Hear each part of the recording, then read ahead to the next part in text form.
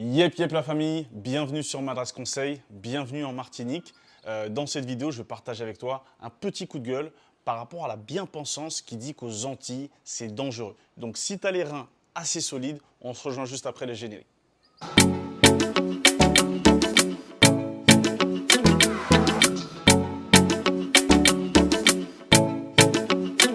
Alors bienvenue sur ma chaîne, je m'appelle Steven Jacobi, investisseur en immobilier depuis maintenant 6 ans. Et donc sur cette chaîne, je te parle principalement d'immobilier outre-mer, d'investissement, mais aussi d'achat de résidence principale tout simplement. Et donc parfois, mes heures perdues, je peux parler de certains sujets importants qui me touchent et qui concernent bien évidemment les départements d'outre-mer. Alors c'est un peu le cas aujourd'hui parce qu'on va parler de tout ce qui est homicide, dangerosité qui concerne bien évidemment les départements d'outre-mer. Et donc il y a cette bien-pensance qui dit que c'est dangereux. Il ne faut pas venir en vacances, il ne faut pas venir vivre ici. Les Antilles c'est trop dangereux, on ne peut plus sortir. Enfin visiblement on ne peut rien faire. Et moi je vois tout autour de moi des gens justement qui viennent en vacances, qui ont un tout autre regard. J'avais parlé de ça déjà dans une autre vidéo.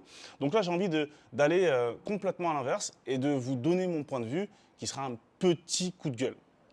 Alors pour commencer, cette vidéo fait suite à cet événement qui est passé à Fort-de-France. Je crois que c'était au mois de mai, donc le 10e homicide. Donc effectivement, ça fait beaucoup, ça fait forcément peur. Mais je veux juste vous faire comprendre que cela représente 0,06 décès si on le rapporte à la population. Je veux aussi relativiser pour vous faire comprendre que c'est pareil aussi dans d'autres villes en France. Et donc, dans le classement des villes les plus dangereuses, donc il y a plusieurs critères, hein, les cambriolages, les pickpockets, les délits, les crimes, etc. Paris arrive première. Donc, c'est-à-dire qu'aujourd'hui, nous, outre-marins, on est les premiers à dire qu'il ne faut pas venir vivre ici, il ne faut pas rester ici, donc il faut partir en France, hexagonale, donc en l'occurrence Paris pour la plupart. Et donc, en fait, on quitte un angle droit dit dangereux, où il ne fait pas bon vivre, pour partir, comme on dit, dans le ventre de la bête. Où là, à Paris, il y a une extrême, j'exagère, mais il y a beaucoup de délits. Moi, j'y vis, je le vois tous les jours. Il y a beaucoup de difficultés, il y a des délits, il y a des crimes, il y a des incivilités. C'est grave, chose que je ne vois pas ici d'ailleurs, pour parler de la Martinique. Donc j'ai envie de relativiser un peu ça et de remettre les choses dans leur contexte. Il y a le département du 93 dans lequel beaucoup d'autres marins vivent encore aujourd'hui. Et certainement, il y a des problèmes comme partout. Mais je ne suis pas sûr qu'aux Antilles, ce soit pire que dans le 93. Donc vraiment, ce coup de gueule, c'est vraiment pour nous remettre les choses en place. Comprendre aussi qu'il y a ce qu'on appelle le soft power. Et là, je vais remercier les influenceurs, même si je ne valide pas tout ce qu'ils font. Mais nos influenceurs, nos influenceuses qui, à regarder leur compte Instagram, il fait toujours beau, il ne pleut jamais, les plages sont belles, les gens sont beaux, les restaurants sont bien placés, les plats sont bons, etc. Et donc, ils ne sont pas objectifs. Mais en vérité, c'est du soft power, c'est ce qu'ils font. Mais nous, ce qu'on fait, c'est l'inverse. C'est-à-dire qu'on va dire qu'il ne fait pas beau, qu'il y a des sargasses, qu'il y a des difficultés, c'est dangereux. À partir de 17h, 18h, on ne peut plus sortir, etc., etc. Oui, il y a des choses qui sont réelles. Il ne faut pas les occulter. Je suis d'accord avec vous. Mais à un moment donné, faisons preuve de soft power. Est-ce que vous pensez qu'un Américain aujourd'hui va venir aux Antilles et dire « Ah non, mais ici c'est bien parce que chez moi, c'est nul ». Non. Est-ce que vous allez connaître je ne sais pas moi, on va prendre les Algériens qui sont très nationalistes. Est-ce que vous pensez qu'un Algérien va dire en Algérie c'est nul, etc. Non, parce que les gens, ils aiment leur pays, ils sont conscients de leur réalité, mais ils vont toujours mettre en avant les choses positives. Je pense qu'il y a des mères de famille et aussi des pères de famille qui me suivent sur cette chaîne. Est-ce que vous pensez vraiment, est-ce que vous avez déjà vu une mère de famille critiquer son enfant ouvertement devant tout le monde? Non.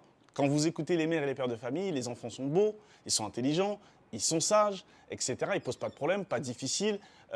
Donc franchement, c'est vers ça que nous devons tendre. Alors bien sûr, ne pas arriver dans l'exagération comme certains, parce qu'il y a des réalités, mais vraiment, on doit tendre vers ça.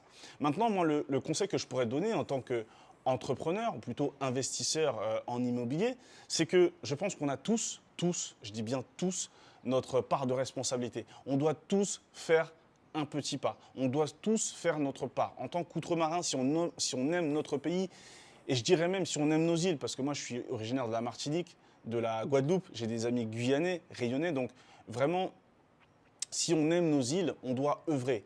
Alors, je ne sais pas, mais si tu as des réseaux sociaux, mets en avant les îles. Si tu es un influenceur, une influenceuse, continue à mettre en avant. Si tu as fait des études dans le cinéma, qu'est-ce qui t'empêche de venir ici?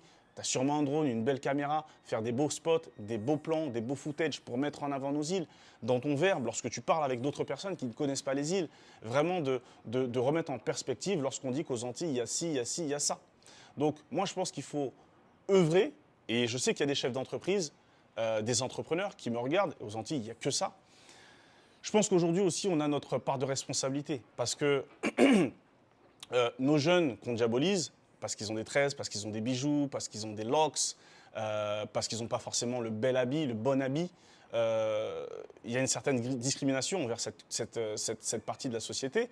Et bizarrement, d'autres personnes qui ont un bon verbe, qui se présentent bien, qui s'expriment bien, bah, ces personnes-là vont être mises en avant, alors que croyez-moi, il y a des personnes qui font beaucoup plus de tort à nos îles, beaucoup plus de tort à nos îles que nos petits jeunes. Donc si tu es un investisseur, si tu es un entrepreneur ou si tout simplement une personne lambda, essaye de convaincre les gens d'embaucher ces jeunes. Croyez-moi que quand vous prenez un jeune qui est issu d'un quartier difficile, d'un endroit difficile, que grâce à lui, vous lui permettez d'avoir accès donc, à une fiche de paye, un CDI, à l'insérer dans la société, c'est très important, au-delà du salaire, qu'il puisse rencontrer d'autres personnes, voir d'autres choses. Ça va lui permettre d'ouvrir, d'aérer son esprit.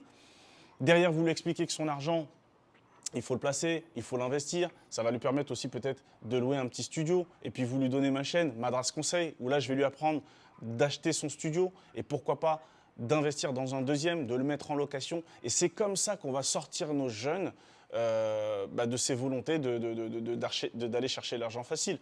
Ne soyons pas amnésiques, ne soyons pas amnésiques.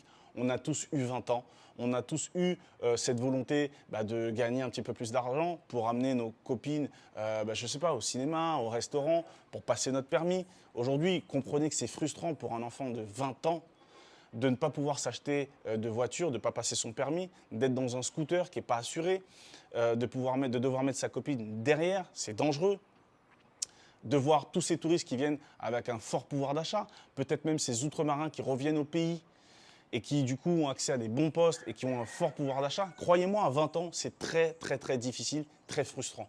Et la clé de tout ça, c'est que lorsque vous avez 20 ans, ou plus d'ailleurs, la chose qui te permet, en tout cas moi, ce qui m'a permis de sortir de... Je n'ai pas été un grand délinquant, mais j'ai fait des bêtises comme beaucoup de personnes. Mais en fait, c'est à partir du moment où j'ai eu un salaire, où j'ai eu un travail, je n'avais plus l'énergie pour aller faire des bêtises. Je le répète, je n'avais plus d'énergie pour aller faire des bêtises. Donc entrepreneurs, entrepreneuses, si vous m'entendez, mettez en place des systèmes. Aujourd'hui, vous pouvez prendre des apprentis. Le gars, il a 18 ans, vous le prenez. Vous avez des exonérations de charges salariales. Pardon. Investissez, vous voulez mettre un local ou quoi que ce soit. Allez dans des zones franches, pareil, il y a des exonérations. Ce qui vous permet de prendre un petit jeune. Quand vous sortez un jeune de cette difficulté, croyez-moi, c'est un soldat que vous allez avoir à vie. Ce sera quelqu'un qui sera toujours reconnaissant pour vous. Donc vraiment, les amis, c'est à nous de mettre en place tous ces systèmes. Si on attend sur l'État, il n'y a pas d'argent dans les caisses. Et il n'y a pas de volonté pour les outre-marins, on l'a bien compris. Si on attend sur nos politiques, nos élus, tout simplement nos maires, avec la meilleure volonté qu'ils ont, il n'y a plus d'argent dans les caisses. Il n'y a pas d'argent dans les caisses. Donc, ils ne vont pas pouvoir mettre en place des systèmes ou quoi que ce soit. Donc, c'est à nous, en tant qu'investisseurs, en tant qu'entrepreneurs, entrepreneuses, c'est à nous vraiment d'investir et de faire le boulot, clairement. Donc, voilà, c'est un petit peu mon petit coup de gueule. Et j'espère que vous allez partager ce contenu parce que c'est très important. Toutes ces personnes qui disent du mal de nous, qui disent du mal des outre-marins, du mal des Antilles, partagez cette vidéo pour vraiment qu'on puisse conscientiser tout le monde. Je ne dis pas qu'on ne doit pas être objectif, mais on ne doit pas tomber non plus dans l'excès et de diaboliser nos îles. Vraiment, mettons le curseur un peu plus à gauche pour pouvoir vraiment mettre en avant nos îles, etc., etc. Donc voilà les amis, si vous êtes là jusqu'à cette vidéo, c'est que vous aimez mon contenu. Donc je vous demande juste une chose, c'est de mettre un petit pouce vers le haut, de ne pas hésiter à le partager dans tous les groupes WhatsApp, etc. Je sais que ça marche en WhatsApp, donc partagez ça sur WhatsApp. Et puis si tu n'es pas encore abonné, n'hésite pas à t'abonner parce qu'il y a d'autres contenus ou qui seront un petit peu plus centrés sur l'immobilier. Voilà, donc je vous remercie. C'était Madras Conseil, Steven JCB. On est ensemble la famille. Et si vous n'êtes pas content, ça qui n'est pas content, c'est même bité là.